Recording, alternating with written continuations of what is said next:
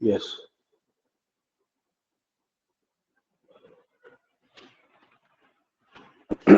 Good morning students. आज हम कक्षा 8 हिंदी ग्रामर का लेसन 3 शब्द विचार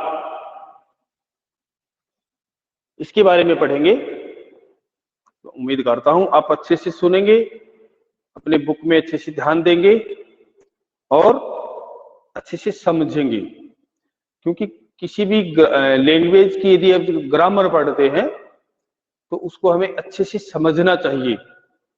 उसको अच्छे से समझेंगे तो वो हमें पूरे जीवन में याद रहेगी, क्योंकि हिंदी के अंदर या हिंदी या इंग्लिश जो भी है उसकी जो ग्रामर है वो बहुत ही इम्पोर्टेंट होती है, क्योंकि जो पूरी जो लैंग्वेज उसी पर आधारित होती है।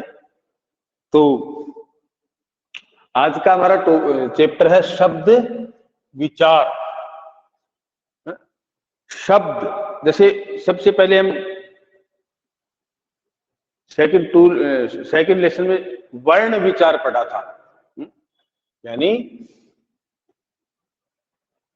सार्थक ध्वनि इसके और टुकड़े नहीं किए जा सके वो वर्ण कहलाते हैं। ऐसे वर्ण इसके और टुकड़े नहीं हो सकते वो वर्ण कहलाते हैं। जैसे ए, आ, क, ख आदि ये वर्ण कहलाते हैं। इन वर्णों के मेल से, यानी जो वर्ण मिलकर एक सार्थक समूह बनाते हैं, यानी वर्णों के सार्थक समूह को शब्द कहते हैं। बिल्कुल इजी इसकी डेफिनेशन है, वर्णों के सार्थक समूह को शब्द कहते हैं। जो वर्ण मिलकर एक सार्थक समूह बनाते हैं वे शब्द कहलाते हैं। इसमें आप कंफ्यूज नहीं होना है। इसकी डेफिनेशन आप अपने तरीके से भी लिख सकते हो। बाकी देखो बात एक ही है, जो वर्ण मिलकर यानी एक सार्थक समूह बनाते हैं उसे वर्ण शब्द कहते हैं। यानी वर्णों का सार्थक समूह ही शब्द कहलाता है, यानी सार्थक होना चाहिए वो समूह। जैसे भाषा एक शब्द है, भ प्लस आ प्लस स प्लस आ, तो ये बन गया भाषा। ये क्या है? सार्थक समूह है, ये शब्द है। लेकिन यदि हम इसको उल्टा लिख देंगे तो शाभा, ये सार्थक नहीं है, क्योंकि इसका कोई अर्थ नहीं निकलता। शाभा ये क्या चीज है पता ही नहीं है, इसमें ये नहीं, निरर्थक है, बिना कोई इसका अर्थ है, इनका कोई अर्थ नहीं निकल रहा है, इसलिए ये निरर्थक शब्द है।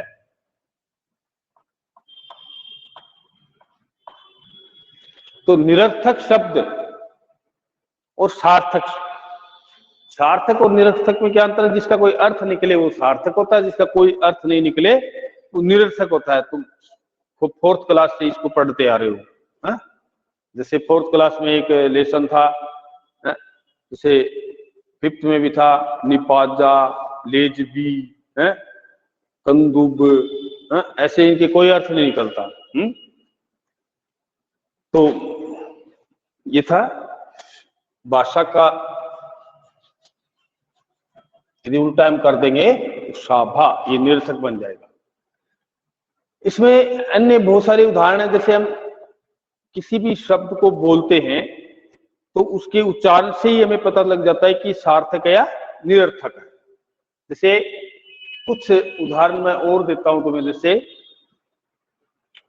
स्कूल, टेबल, छात्र, रसगुल्ला, सुबह है। ये शब्द क्या है? जैसे गाय, पेड़, ये सब सार्थक समूह, इनका एक चित्र हमारे दिमाग में उभरता है। इन किसी भी शब्द को हम जब उच्चारित करते हैं, इसको बोलते हैं, तो हमारे दिमाग में माइंड में एक चित्र उभरता है और हमारा दिमाग उस साइड में चला जाता है। जैसे बगीचा एक सार्थक शब्द है, बगीचा बोलते ही हमारे दिमाग में देखो कितनी सुंदर एक फूलों से खिला हुआ एक बगीचे का चित्र दिमाग में आ जाता है कि रंग बिरंगे वहां फूल खिले हैं, अनेक पेड़ पौधे लगे हुए हैं, है? लेकिन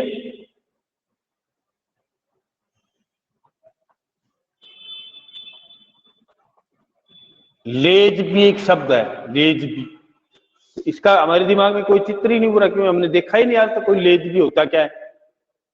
कोई दिमाग में इसका चित्र नहीं बना। इस समूह वर्णों का तो समूह है लेकिन ये सार्थक नहीं है, इसलिए ये शब्द नहीं कहलाता है।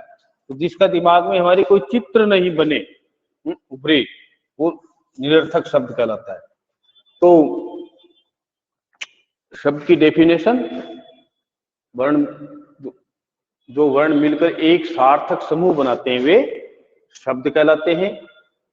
जैसे भाषा, इसमें एक उदाहरण दिया गया, आप अन्य उदाहरण भी ले सकते हैं। यहाँ भाषा की जगह आप किसी वस्तु का नाम भी लिख सकते हैं, किसी व्यक्ति का नाम भी लिख सकते हैं। जैसे यहाँ पहाड़, पहाड़ भी लिख सकते हैं, उसका भी चित्र दिमाग में उभरता है।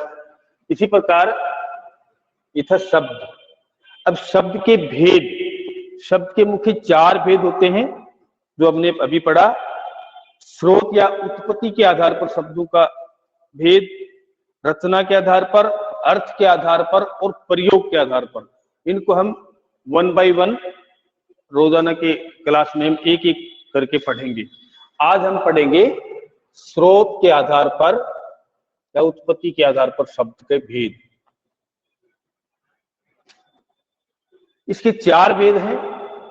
उत्पत्ति के आधार पर शब्दों के 4 भेद हैं, और तत्सम, तद्भव, देशज और विदेशी, 4 भेद हैं इसके।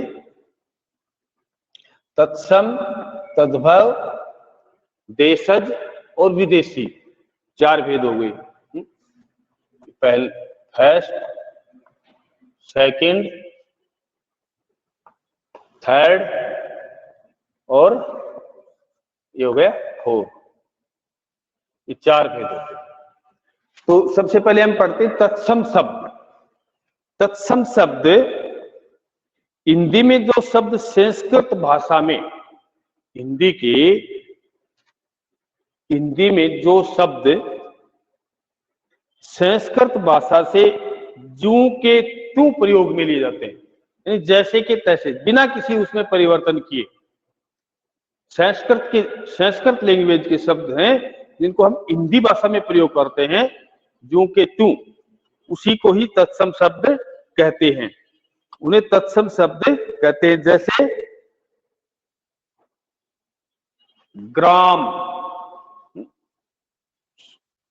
सूर्य, पंच, सप्त, अग्नि, हस्त, नासिका, मस्तक, दधी, बहुत सारे ऐसे शब्द हैं जो एक पूरी लिस्ट है इसकी, बहुत सारे वर्ड होते हैं जो संस्कृत के शब्द को हिंदी में प्रयोग किए जाते हैं। क्योंकि हिंदी में लगभग सबसे ज्यादा जो शब्दों के जो प्रयोग होते हैं वो संस्कृत भाषा के ही शब्द हिंदी में होते हैं, क्योंकि संस्कृत भाषा से ही हिंदी का जन्म हुआ है। इनकी लिपि भी एक है देवनागरी, और संस्कृत से ही हिंदी का जन्म हुआ है। तो ऐसे शब्द जो संस्कृत भाषा के शब्द हिंदी भाषा में जूं के त्यों प्रयोग किए जाते हैं उन्हें तत्सम शब्द कहते हैं। तद्भव, तद्भव शब्द कौन से होते हैं? तद्भव शब्द वे शब्द होते हैं जो होते तो संस्कृत भाषा के ही हैं, लेकिन उन तत्सम शब्दों को उनका रूप परिवर्तन करके हिंदी में हम प्रयोग करते हैं। जैसे तत्सम और तद्भव, इन दोनों को आप समझना। जैसे ये तत्सम शब्द है, ये तद्भव। चंद्र, ये तो तत्सम हो गया, लेकिन इसको यदि रूप परिवर्तन करके हम लिख देंगे चांद, ये हो गया तद्भव। पंच यानी 5, रूप परिवर्तन करके भी हम इसको प्रयोग करते हैं, उसको तद्भव कहते हैं। जैसे सप्त यानी 7, अष्ट, आठ, अग्नि, आग, सूर्य यानी सूरज, हस्त यानी हाथ, नासिका यानी नाक, मस्तक यानी माथा। तो यहां देखो ये तत्सम शब्द हैं और ये है तद्भव शब्द। इस तरीके से ये तो संस्कृत के जू के तू हैं, इनको संस्कृत के ही शब्द होते हैं तत्सम, तो इसको हिंदी में हम प्रयोग करते हैं जो के तू।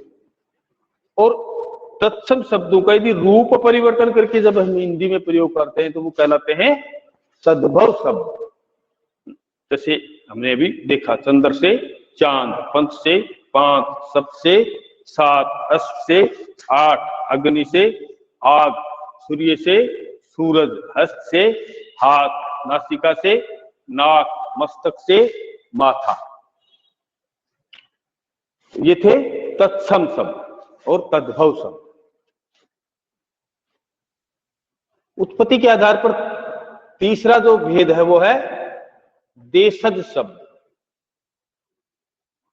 जैसा कि हम जानते हैं कि भारत में अनेक भाषाएं और बोलियां बोली जाती हैं।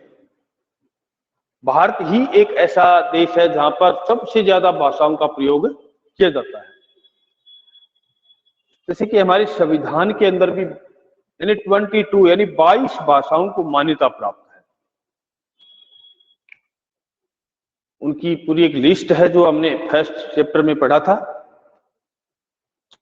वो 22 भाषाएं प्लस सैकड़ों बोलियां हैं हमारे देश के अंदर। हर क्षेत्र की अपनी एक अलग बोली होती है। बोली जैसे राजस्थान में बोली जाने वाली राजस्थानी, हरियाणा में बोली जाने वाली हरियाणवी, बिहार और उत्तर प्रदेश में बोली जाने वाली भोजपुरी, बुंदेलखंडी, यानी जिस क्षेत्र में जो बोली बोली जाती है उसका वही नाम रख दिया जाता है। अब गुजरात में जैसे गुजराती बोली जाती है, गुजराती बोली नहीं, लैंग्वेज का उसको दर्जा दे दिया गया है, भाषा का दर्जा उसको प्राप्त है। ऐसे ही महाराष्ट्र में मराठी, अब वो एक लैंग्वेज बन गई।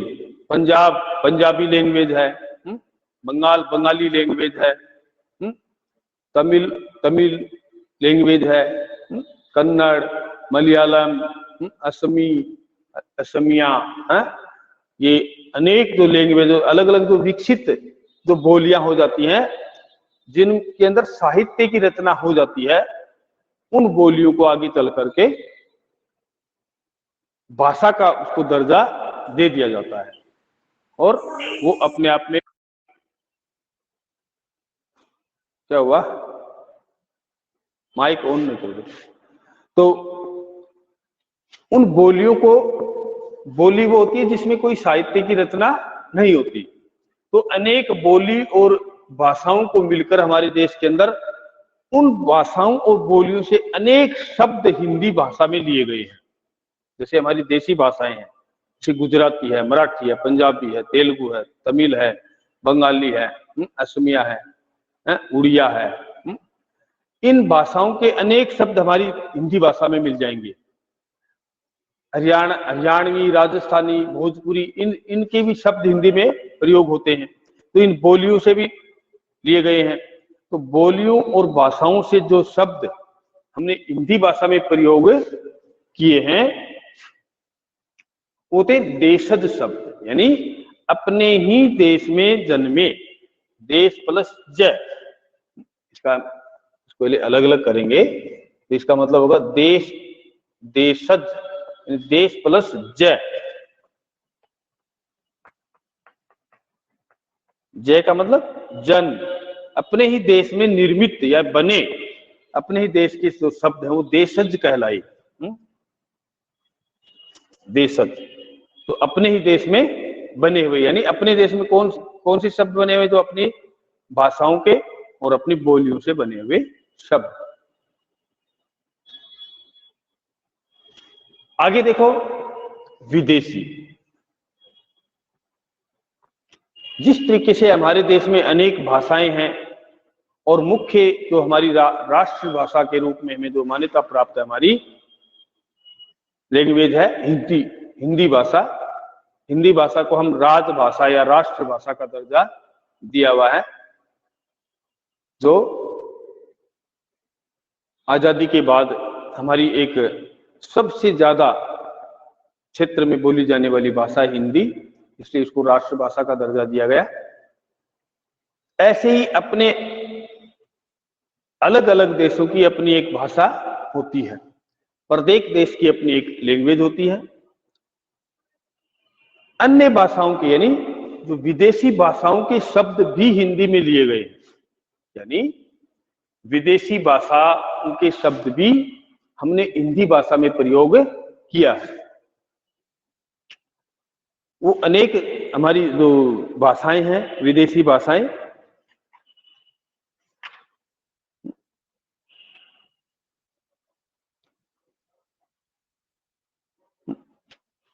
तो विदेशी भाषाओं में अंग्रेजी, अरबी, फारसी, रूसी, जापानी, चीनी, अनेक ऐसी भाषाएं हैं विदेशी भाषाएं जिनके शब्द भी हिंदी में प्रयोग किए जाते हैं। जैसे कुछ शब्दों के नाम इसमें दिए गए, जैसे school, college, pencil, post card, doctor, ये सब यानी अंग्रेजी भाषा के शब्द हैं। ऐसी अनेक भाषाओं के शब्द हमने लिए हैं, जो पिछली क्लास में हमने इनको विस्तार से पढ़ा था। तो ये थे हमारा आज का मुख्य टॉपिक, स्रोत के आधार पर शब्द, यानी उत्पत्ति के आधार पर शब्द। इस आज हमने पढ़ा शब्द की डेफिनेशन, सार्थक शब्द और निरर्थक शब्द, और उत्पत्ति के आधार पर शब्दों के भेद, जिसके 4 भेद होते हैं, तत्सम, तद्भव, देशज और विदेशी। तत्सम शब्द वे शब्द हैं जो संस्कृत भाषा से ज्यों के त्यों हम हिंदी में प्रयोग करते हैं। तद्भव शब्द वे कहलाते हैं जो तत्सम शब्द का रूप परिवर्तन करके हम हिंदी भाषा में प्रयोग करते हैं। देशज शब्द वे शब्द हैं जो हम अपनी देशी भाषाओं के शब्दों को अपनी हिंदी भाषा के अंदर प्रयोग करते हैं, हिंदी देशी भाषा और बोलियों के शब्द। विदेशी शब्द वो हैं जो हमने विदेशी भाषाओं के शब्दों का इस्तेमाल हिंदी में हम करते हैं। रचना के आधार पर शब्दों के भेद, ये हम कल के वीडियो में पढ़ाएंगे, अभी कोई लेप नहीं होगा, अभी मैं रिकॉर्डिंग बंद कर देता हूँ।